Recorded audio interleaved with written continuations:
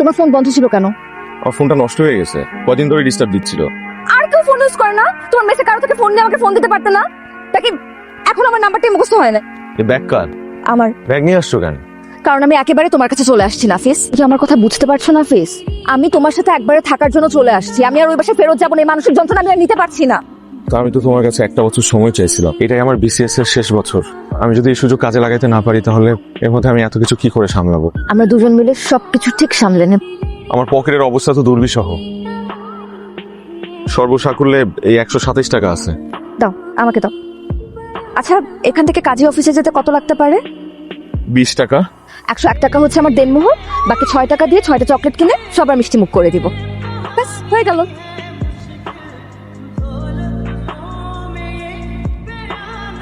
তুমি যদি আমাকে এভাবে সবসময় ভালোবেসে যেতে পারো, আমিও তোমাকে সব সময় এভাবেই আঁকলে রাখবো। কিরে অনু কই? ভাবি তো রান্না করে। অনু, এই তো আমি। ঘুম ভাঙলো আপনার? আচ্ছা, সকালে নাস্তায় কি খাবে? রুটির সাথে ডিম দিলেই হবে নাকি আলু ভাজিও করে দিব? কিচ্ছু করা লাগবে না, আমি সবার জন্য নাস্তা নিয়ে আসছি। সুইট। আচ্ছা তোমাকে আজকে একটু অন্যরকম লাগছে, কাহিনী কি বলো তো? অন্যরকম তো লাগবেই। গতকাল পর্যন্ত আমি ছিলাম তোমার গার্লফ্রেন্ড, আজকে হয়ে গেছি বউ। বউকে তো একটু অন্যরকম লাগবেই। আফটার অল বউ বলে কথা। আজকে আমি দুপুরে রান্না করতেছি। কোথায় তো পেটের মধ্যে ইঁদুর ধরে গেছে। আমার মনে হয় আমি নাকি রান্না করে চেষ্টা থেকে হেল্প করি। না না ভাবি, যাওয়ার দরকার নেই।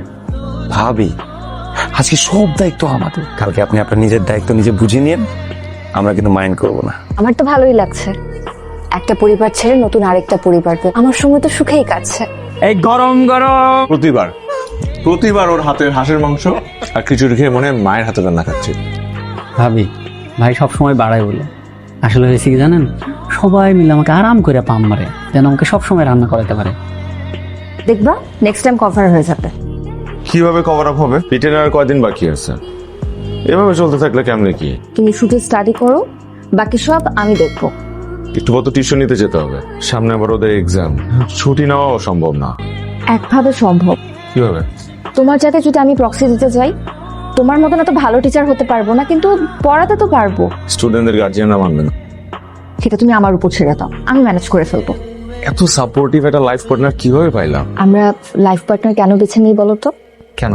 যেন একজন আরেকজনের পরিপূরক হতে পারি, আশ্রয় হতে পারি, নানা বাধা বিপত্তির মুখে সাহস আর প্রশ্রয় হয়ে থাকতে পারি, একে অপরের হাত শক্ত করে ধরতে পারি। ঠিক এভাবে। তোমার মধ্যে কিন্তু অলরেডি একটা টিচার ভাব চলে আসছে। তাই না? প্রক্সি দিতে পারবো না? অবশ্যই পারবো, আমার বউ বলে কথা। আচ্ছা নাও, এবার সাবা, এটা সমস্ত করো। কি কারেন্ট চলে গেল? ভালোই হয়েছে, চল ছাদে গিয়ে আড্ডা দিই। চুপচাপ বসে পড়, আমি ফ্ল্যাশ লাইট দিচ্ছি। নে। ফ্ল্যাশ লাইট লাগবে না, আমি মোমবাতি নিয়ে আসছি। তুমি পড়ো, আমি আছি এখানে। তুমি আছো মানে তুমি এখানে গরমের মধ্যে দাঁড়ায় থাকবা? বাতাস করছি, আপনি পড়েন, আপনার উঠা লাগবে না। কি কি শুরু করলি তোরা? চল। কি রে, গাড়ি কেন? আরে এইখান থেকে এখানে রাস্তা, রিক্সা গেলেও পারতাম। এসি গাড়িতে যাবি, মাথা ঠান্ডা থাকবে। এক্সাম হলে যায় লেখে জাস্ট উড়াই দিবি। ভাই, আপনার সাথে তো আমরা গেলেও পারতাম। এই তুই গিয়ে কি করবি? রিটেন এক্সাম হয় কতক্ষণে তুই জানোস? না, আমি জানি না, সব তো আপনি জানেন। আমি জুনিয়র দেখে আমি যেটা বলি সেটাই দোষ। চলো চলো চলো, দেরি হয়ে যাচ্ছে। আরে আসো আসো। তুমি কোথায় যাচ্ছ? তোমার সাথে। ভাই আপনি শুধু স্টার্ট দেন, দ্রুত চান। ভাই ভালো করে দিয়েন কিন্তু। আমার সাথে কেন যাচ্ছ? কারণ এটা আমার ডিউটি, আপনার জীবন সঙ্গিনী হিসেবে ভালো মন্দ যে কোনো মুহূর্তে আপনার পাশে থাকা। আচ্ছা, রোমান্টিক আলাপবাদ সবকিছু গুছিয়ে নিয়েছো? তুমি তো সব গুছাই দিলা। তারপরও একবার রিজেক্ট করে দিলে ভালো হতো না? আমার তোমার উপর বিশ্বাস আছে, তুমি এই ক্ষেত্রে ভুল করবা না। বেশি জানে না। এই রে কি? আচর করছি, এটা সাথে থাকলে মনের সকল ভয় দুশ্চিন্তা সব দূর হয়ে যাবে। আবার এক্সামিনার এটা নকল ভেবে আমাকে এক্সপেল না করে দেয়। নকল ভাবলে এটা তাকে দেখিয়ে পড়তে বলবে। তুমি বলে ব্যথা পাইছো? আরে তেমন কিছু হয়নি, তোমাকে এক্সাম হলে ঢুকিয়ে দেওয়ার পর ফেরার পথে একটু ব্যথা পেয়েছি, রিক্সা থেকে পড়ে। কোথায় ব্যথা পাইছো? এই যে গোড়ালির কাছে। চলো ডাক্তারের কাছে নিয়ে যাই, আসো। আরে ডক্টরের কাছে নিয়ে যাওয়ার মতো কিছু হয় নাই তো, আমাকে নিয়ে এত চিন্তা করো কেন? তোমাকে নিয়ে চিন্তা করবো না তো কাকে নিয়ে চিন্তা করবো? তুই ছাড়া কি আছে আমার? আচ্ছা এখন বলো, এক্সাম কেমন হলো? ভালো হয়েছে আমার ধারণা তুমি এবারও রিটার্নে থেকে যাবে। ইনশাল্লাহ। কি অবস্থা? তোমার সাথে আমার কথা আছে। গোসল করে আসছি, তারপর কথা বলছি। এখনই শুনতে হবে। কথা বলো না কেন? কেউ কিছু বলছে তোমাকে? ওরা কেউ কিছু বলছে? তোমার বাবার বাড়ি থেকে ফোন আসছিল, তারা কিছু বলছে? না, কেউ কিচ্ছু বলে নাই আমাকে। কি হয়েছে আমাকে বলো। প্রেগনেন্ট। কি? তুমি প্রেগনেন্ট? তুমি আমাকে আগে জানো না কেন? কখন জানতে পারছো তুমি এটা? আসলে তুমি আমাকে বলবো না এটা। আমি মিষ্টি নিয়ে আসি। আই সিয়াক। নাফিস, এই মুহূর্তে আমাদের বাচ্চা নেওয়াটা কি ঠিক হবে? কেন ঠিক হবে না? সামনে তোমার পরীক্ষা, এমনিতেই এত চাপ, এগুলো সামনে নিতে কষ্ট হয়ে যাচ্ছে। তারপর নতুন সন্তানের আগমন, আমি যদি বিছানায় পড়ে যাই তোমার খেয়াল কে রাখবে? আমি চাই না তোমার স্বপ্নের পথে কেউ বাধা হয়ে দাঁড়াক। আমার স্বপ্ন পূরণের জন্য তুমি এত বড় একটা সিদ্ধান্ত? আমি আসলে জানি না আমি কি করবো, আমি কিচ্ছু জানি না। তোমার সাথে সংসার করাটা আমার একটা শখ, এবং এই সংসারে একটা সুন্দর ফুটফুটে সন্তান হবে, এটাও তো আমার একটা স্বপ্ন। এবং আমি আমার এই প্রত্যেকটা স্বপ্ন সুন্দর করে পূরণ করতে চাই। আপনি বিসিএস দিবেন, ক্যাডার হবেন, এখন এই স্বপ্নটা তো আমাদের সবার ভাই। শিব, এটা আপনার কততম? This is my last year sir. Strange, আপনার তো এতদিনে হয়ে যাওয়ার কথা, হয়নি কেন? সেটা তো আপনারা বলতে পারবেন, কারণ আপনারা ওই চেয়ারে বসে আছেন আর আমি এই চেয়ারে। তার মানে আপনি চেয়ার, আই মিন পাওয়ারের জন্য অ্যাডমিন আসতে চাচ্ছেন?